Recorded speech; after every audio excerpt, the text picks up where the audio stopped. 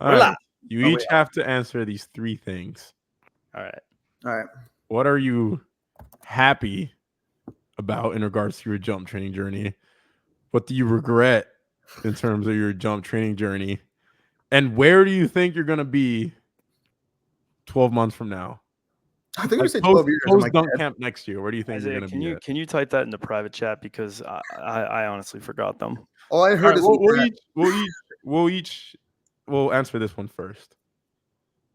How do you feel about your jump training journey so far? So from wee little boys to now, how do you feel about it overall? I would like a time stamp for this. We each get how long on the clock? 90 seconds? It's whatever, yeah. All right. Am I first? I look like I smoked a pack of cigarettes and drank a thing of whiskey and was like...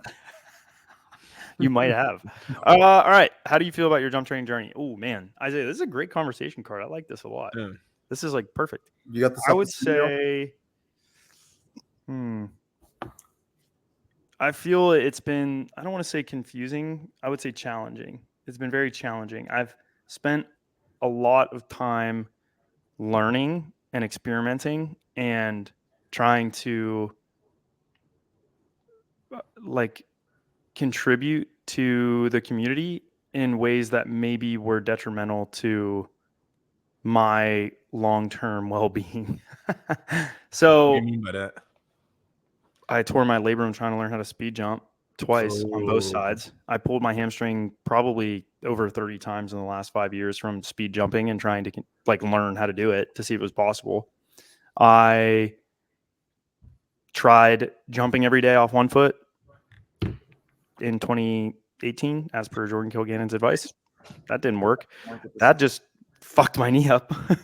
I tore my patella in light of trying to experiment with new training methods that no one had done in dunking. And I took a lot of what other dunkers said and tried to blend it with track and field training. And as a result, I had a shit ton of injuries because I was trying to experiment and test it on myself. And then I would say the tendon rehab stuff, I mean, that led me to that, right? Like tearing my tendon led me to learn all of that information because I tried everything. I tried, what Dan Back had said with backwards sled walks and stretching my rec fem and doing all this stuff. And what Joel had said, I can't even remember what his recommendations were at the time. I asked ATs and stuff like that when I had tendon pain.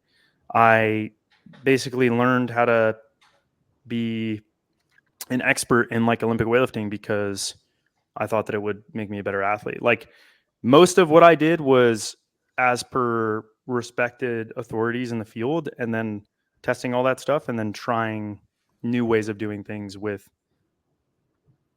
my experience blended with that information and then research. So I would say if I could go back and do it again, dude, I would have taken all the concepts that I know now and I would have done them when I was 13. Yeah. I would have got a low rim. I would have probably jumped off 2 feet and I would have dunked every 3 or 4 days outside for an hour or so. And I would have I still probably would have done plows and done track and all that stuff, but I just would have listened to my body better. And in the weight room, I would have just focused more on the fundamentals of movement quality and not just pushing weight up when I was in high school, because I thought that would have been better.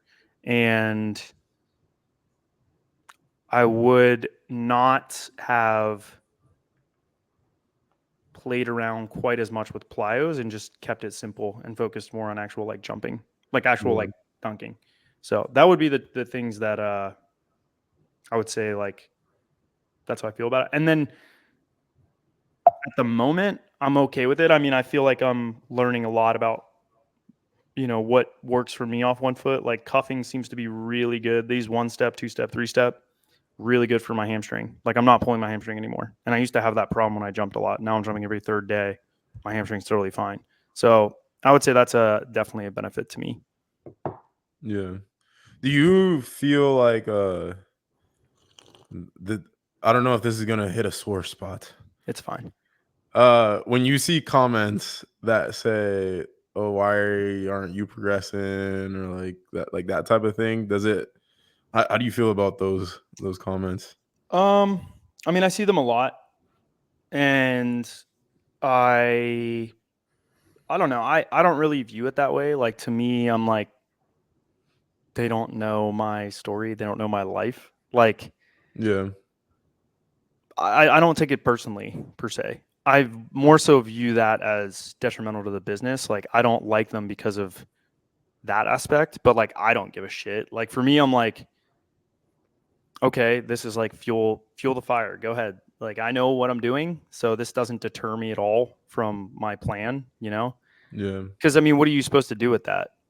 Okay, I'll prove you Nothing. wrong. I'm gonna get better. Okay, cool. I Yeah. was already planning on doing that, and so I'm just gonna keep following the plan. And I mean, especially right now, I think it's easy for people to kind of like look at the last, like, since March, basically, right? Yeah. And I was like, again, that was like me experimenting with different things. You know, I wanted to try a higher plyometric volume and see for the 10 millionth time, does this actually work or not? And I still do not see good adaptations from it. Like, I Yeah. just don't. I don't. I think that it's good early on to teach movement qualities when you're young, etc. But in the long term, I've just found that jumping, for 1 foot jumping, specifically dunking, not high jump, is better. I just think it's better. So I miss you. yeah, I think when I see stuff like that, it's like you're mad, or you're using it as a strike against me because I've trained really hard to experiment with something to improve Yeah. per all of the recommendations of all of the scientific literature and training information that we have over the last 70 years or 80 years. I followed those principles. There were some unique, interesting things that I found by doing that. Is this repeatable over time with athletes? When does it apply? When doesn't it apply? Like, for me, I'm always learning. You know what I mean? I'm not necessarily doing it for the sake of me being the best jumper in the world. You know what I mean? Like, I don't care about that per se. Like, I like jumping high, but I'm always trying to improve, and that requires me to test different things. The same thing applies for you. Like, you fucking tried kind of the same thing and it didn't work. So, you know, I think yeah, I don't really take it personally per se. It's more so annoying. Like, it's like annoying. It's just like, you just want to be like, dude, fuck you. You don't know what you're talking about. But I don't want to waste my breath arguing with you about this because, one, I don't have the time to do this. There are other things I need to be doing, right?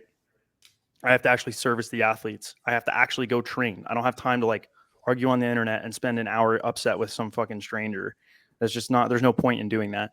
So yeah, I would say I don't, when I see stuff like that, it's fuel for the fire. It's like, okay, yeah, well, in 3 months you'll be eating your words, because like, Yeah. if we're gonna play that game of the just jump high game, so be it. We can play that game too if you'd like.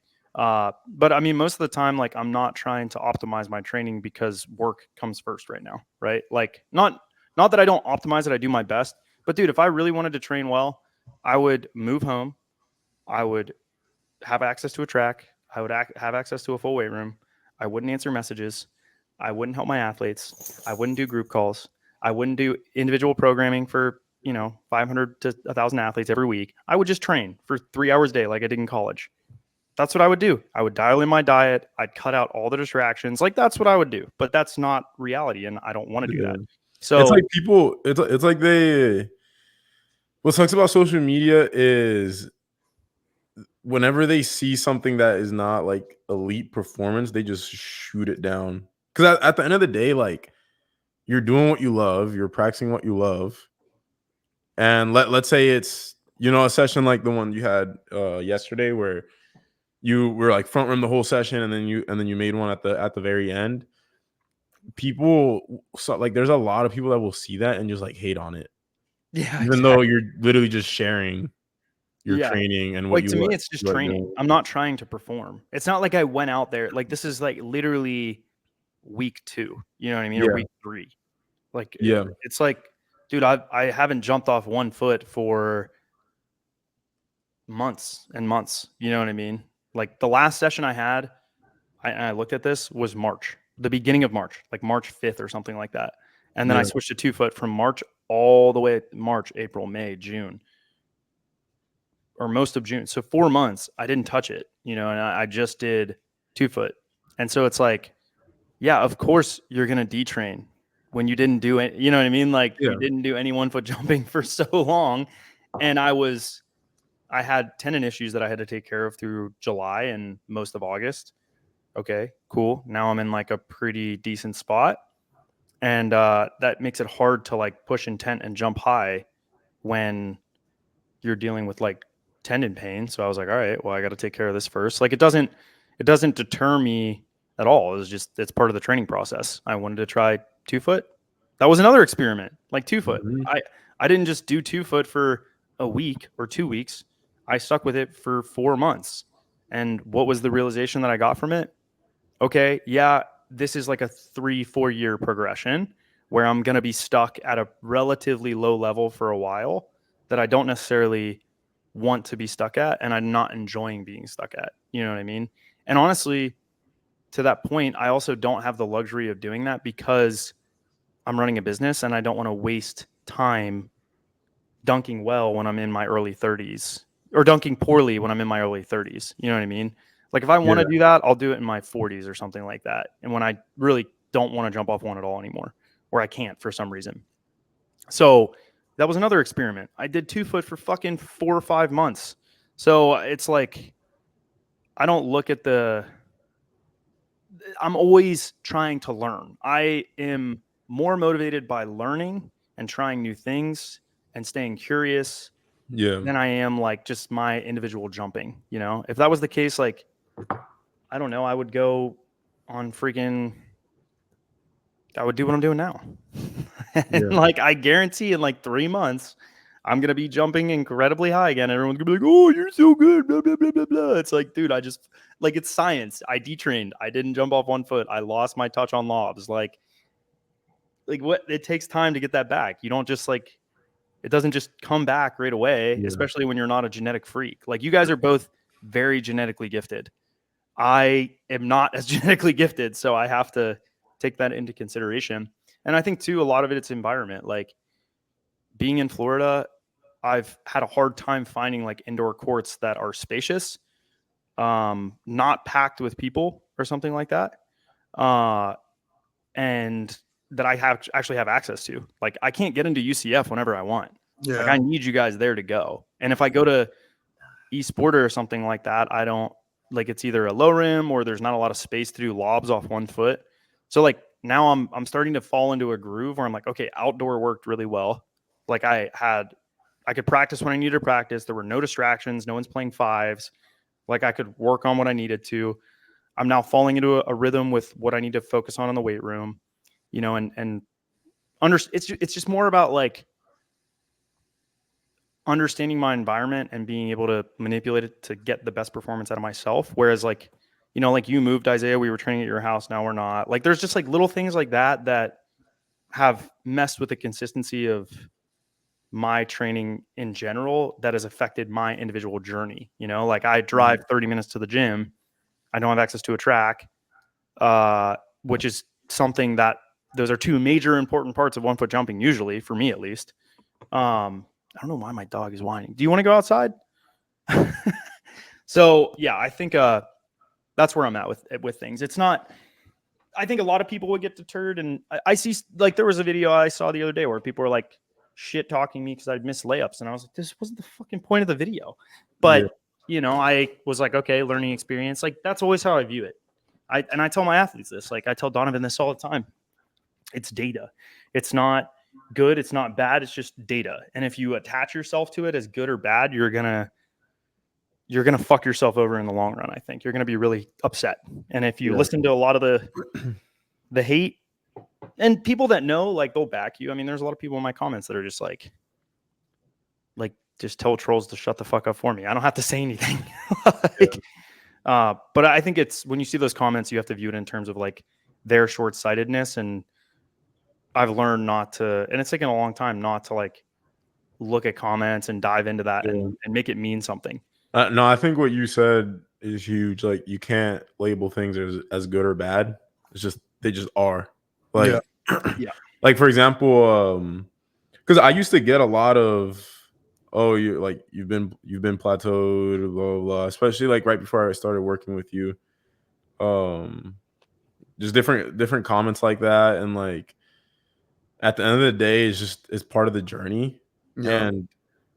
and then maybe it is true. Like, let's say you did lose it forever, and so what?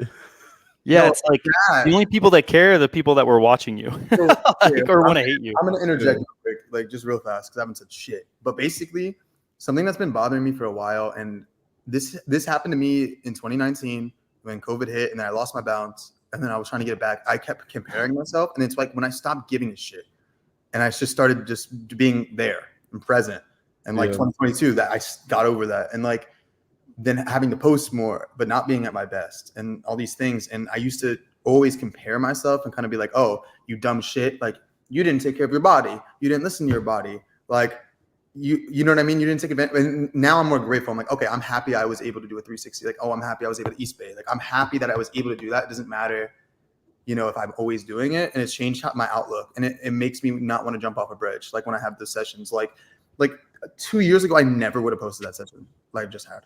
Yeah. I wouldn't have been honest about it. Like, I've been like, that's nothing. But for me, I'm like, all right, like it's kind of taking the ego out of the equation. And it's like, you don't always have to be at your best. Literally, no one's fucking judging you. And if someone judges you, they're judging you for 2 seconds until the next fucking shiny object pops up that they can pick. Literally, like it lasts for 5 minutes. They don't think about you again. Like, it's done. Like, so it, like, I don't know. Like, it's just, I don't care if people give me hate or anything. And the thing is, at least, like, I don't get as much hate just because I have older clips and stuff, like, kind of, you know what I mean? Like, if, like, but it, yeah, I don't know. There's just something about just being where you are and being present, like that you're saying. It's like, is what it is. That's really important. That's my spiel. Sorry. But I do think like that's helping so much. Like, I'm enjoying training and I'm enjoying jumping because I don't give a fuck if I suck. Yeah. Everyone's telling me I should say I'm 6 foot, guys. You should say that you're 5'11" and a half. So if they're saying I'm 6 foot, I might as well say I'm 6'3". Dude, you should say your height every video like you guys used to do for me. Or for my No, I've started putting my height in videos because I think people think I'm like a 6'3" giant, and then I'm like, no, dude, I have long arms, but I'm like not Air that. Maxes, dog. Is it because you wear those Air Maxes with 3 inches and then you stand next to Isaiah in photos? You mean the Air Maxes I'm wearing right now? Yeah, but like literally Air Max 720s or whatever, and you stand fucking towering over Isaiah. And Isaiah's like 6'2", and then everyone's like, he's not fucking 5'11". It's because damn Air Maxes on. Yeah, but when I wear those like white, like little Converse ass looking shoes, I like look shorter than Isaiah, and people are like, oh, okay, maybe. It was like the day Kevin, one of our athletes, came to come train with us at the gym, and I was wearing those I think they were like Nike Invincible whatever running shoes. Oh yeah, like the running shoes, and you look like you're like massive. He's like, you are not 5'9", and I was like, hold on. I took my shoes off and I just like fell like and he's like, oh, okay. I'm like, yeah, goofball. So I totally sidetracked this, but I just felt like that was something important. No, I agree. All right, there's no such thing as sidetracking in a podcast. Yeah, that's so true. Just part of the podcast. Isaiah, did you have your questions where you seemed genuinely curious? I'm fascinated by why you seemed very genuinely curious about how I felt about my jump training journey. An important one. I don't know. I was. I do think my 2 foot arc's gonna be crazy because I kind of like I'm getting over the mental shit again. Like, I think your 2 foot is. I told Isaiah this. It's fascinating. I'm fascinated by your 2 foot journey right now. It makes no sense. It makes like it's crazy. I can have like a few sessions. I'm already doing like 2-hand tomahawks and stuff. It's a little weird. Yeah, dude. Think about how many times have you done 2-hand tomahawks off the dribble off one on that hoop? That hoop specifically. I don't think I've ever dunked off one on that hoop. I've only dunked on the other side of UCF. Yeah, that's what I'm saying. So that's why I was like, it's not bad. It's not bad. It still doesn't feel right, but it's like I know it's gonna. Oh, but also I'm heavy as shit right now. My birthday week kind of destroyed me. I'm on like super diet mode. Me? No, I said my birthday week. Oh, I was like, I didn't destroy you. Bro, guess how much I weighed yesterday? 170. 175. 174. Oh wow. Holy cow. So my max jumping weight, and I was still doing the 2-hand tomahawk. So if I get down to 160, I'll probably be like.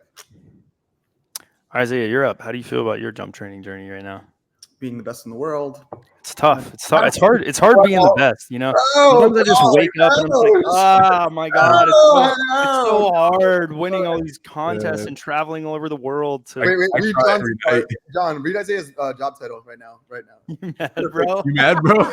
It's perfect right now. Yeah. No, I'm happy with what I accomplished. I feel like I could fucking retire. No one would like talk shit necessarily. Must be nice. Yeah, the personal feelings about it is I feel like there's so much left untapped, in my opinion. I think injuries have derailed a lot. That's probably the most frustrating part of it. And I mean, to be fair, I think that's for literally everybody that's a dunker jump trains is injuries have derailed them. Like think of like a name of a dunker that's had a longer career, like at least in their late 20s, and there's been an injury that has derailed them. But that doesn't change the fact that it's still I guess like frustrating isn't even the right word. It's just like I wish that wouldn't happen. But I do relate a lot with what you said about the experimenting thing. Because I mean, this last injury was technically the result of experimenting. Like it probably wouldn't have happened if we hadn't experimented, but I definitely do relate with that. And after having done it, in my opinion, it's not worth doing. Like I don't think Not for you, but for me it is. Yeah, Because yeah, I am not the best in the world. But I agree. For you, it's not. For me, yeah, it is. Like for you, we could just stick with what we know works and you'll probably just like keep jumping higher. You know? yeah. But also, you can't say that without having experimented in the first place. Like we don't Yeah. know that we wouldn't be able to even say what we're saying right now without having gone through what we went through last year with you. Yeah. You know? Like Yeah. now it's like, okay, yeah, now we know. Like you can't whatever you draw whatever conclusion you want from it. Big picture, don't do a functional overreach.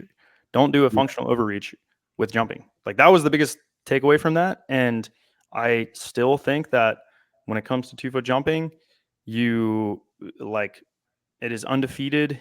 The OG setup that I had in 2018 and 2019 is still the OG setup, and that plyos have to be used very minimally with guys, and that jumping is the plyo. Like I've always said that. I've always thought that, and we tried doing something else because of your experience that you had last year in China. And I was like, I'm willing to try it, but I think for you pushing into 51, 52 territory, like especially because you're not the most genetically gifted jumper in that category of 50-inch jumpers, like you kind of have to experiment with things to improve. Yeah. I mean, at least we did. I think now we could step back from it and say like, okay, this is what we learned historically with you. I know X, Y, and Z, and I'm going to apply these concepts moving forward with you. Like there's no question in my mind that more and more as I get older, there is no substitute for strength with 2-foot jumping. There's no substitute for strength and power with 2-foot jumping. And I know there's a lot of, Dan feels a little bit differently about it, but maybe not the strength aspect, but the power aspect. I don't think there's any substitute for getting incredibly powerful in cleans, snatch, and all that stuff. With 2-foot jumping, there is no way around it. You have to push outside the bounds of what any other coach or athlete would say is normal. I think when you look at football, when you look at basketball, everyone falls into this habit of, why do we need to be stronger than that? They're already strong enough. I found that argument is not true. Dumbest argument. Yeah, it's a stupid argument if you're a 2-foot jumper and you're pushing the world record. Like you have to absolutely crush through or blow through any preconceived notion about what is normal when it comes to strength and redefine it. And I think you look at Jay Clark, you look at you, and I think it's easy to fall in this habit of like, well, they jump this high and they don't do that. That's not the question. The question should be, I know that people who are stronger and more powerful jump higher. Therefore, I need to do those things. So I think that, Austin, we lost you, I think. I think he's taking a shit. I removed him. But yeah, I think that that with you is still incredibly valid. Like, I have a feeling this next year is if we can keep you healthy and drive up those numbers, and we talked about some of the ways that we're going to do that yesterday, specifically the Yeah. belt squat. I really think that you're gonna. Storm is brewing. Oh yeah, I even Austin said, "Let me." What just happened? Austin, we can't see your face, man. He's Ric Flair now. No, I see Chuck Evans. No, here. Oh, there's a different. Yeah. What the? I'm so confused as to what just happened. But Computer died. I'm sorry. Oh, I was like, so yeah, I think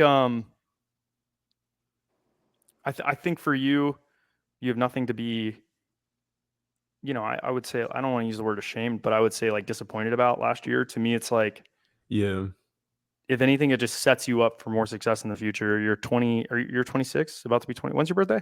We're the same age. Oh shoot, it's in 9 days.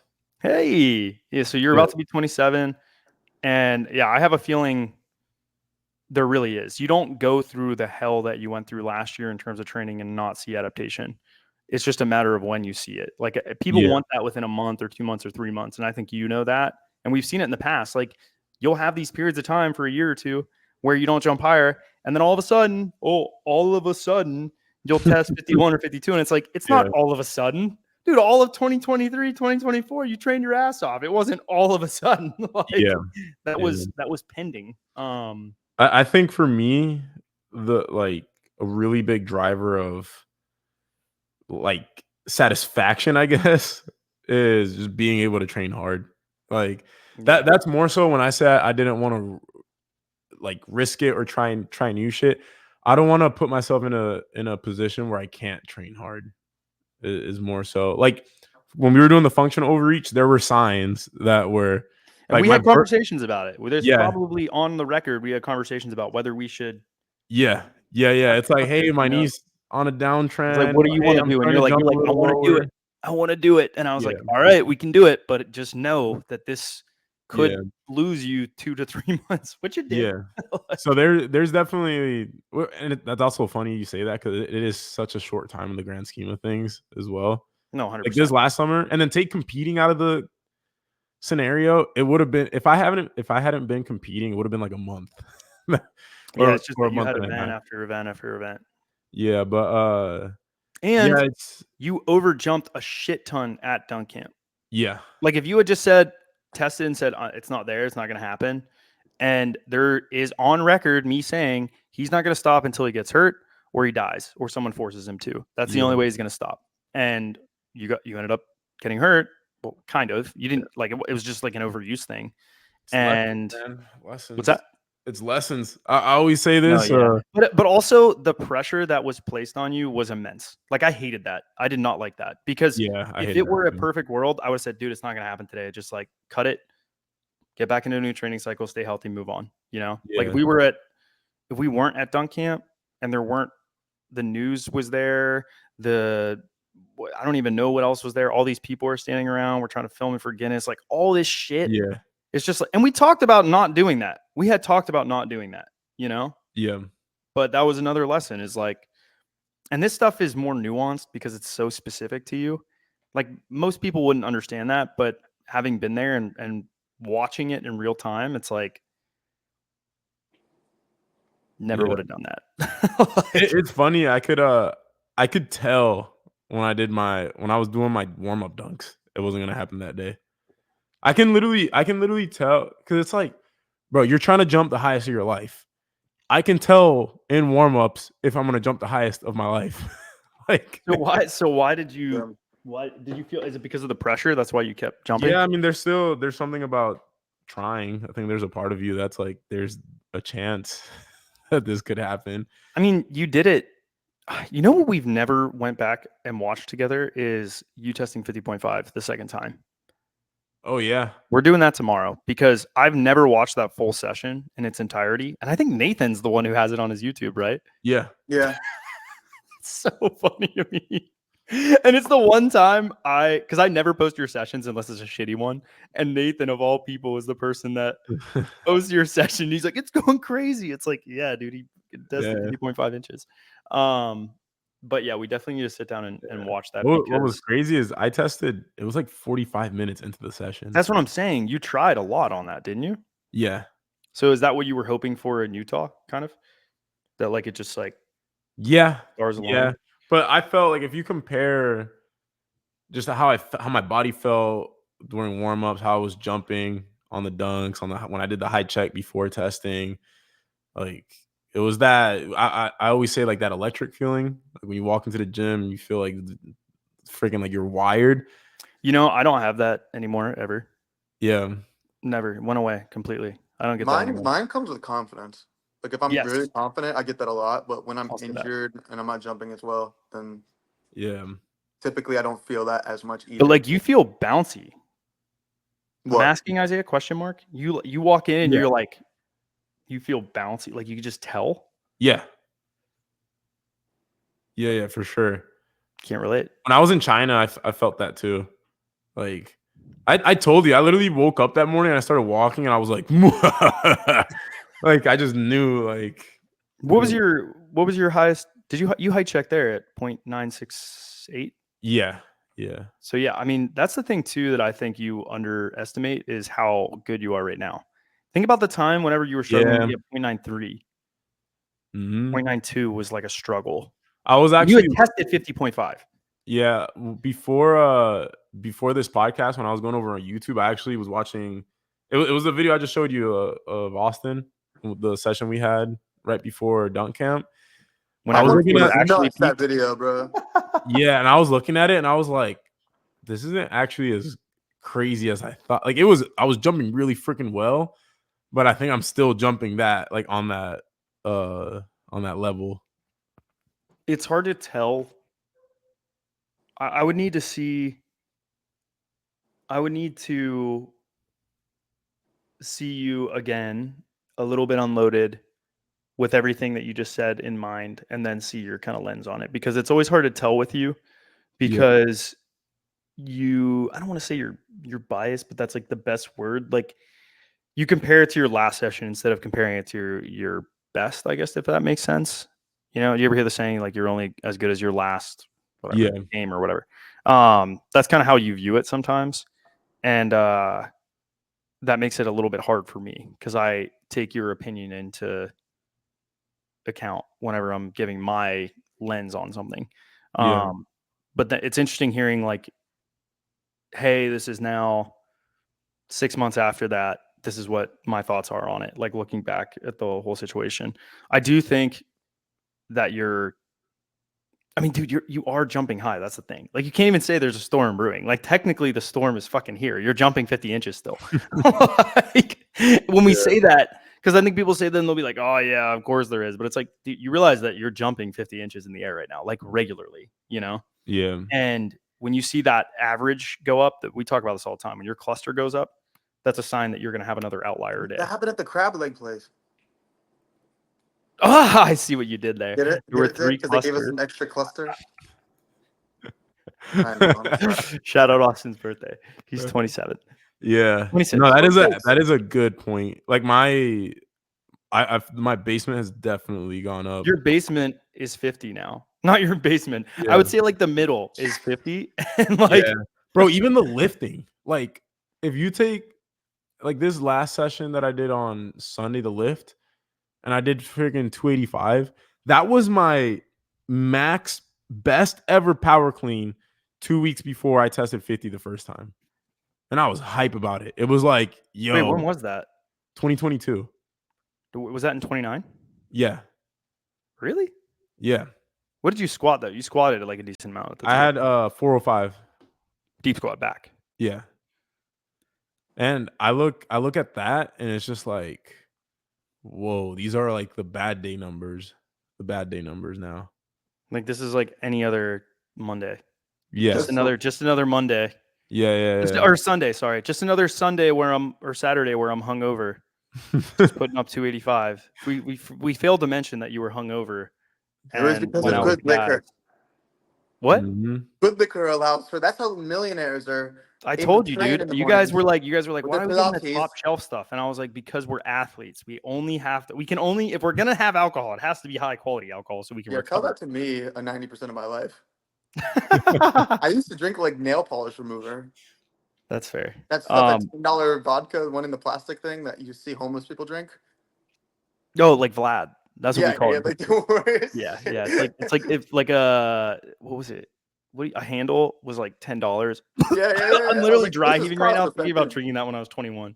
Like it like actually makes me have a volitional dry heave thinking about it.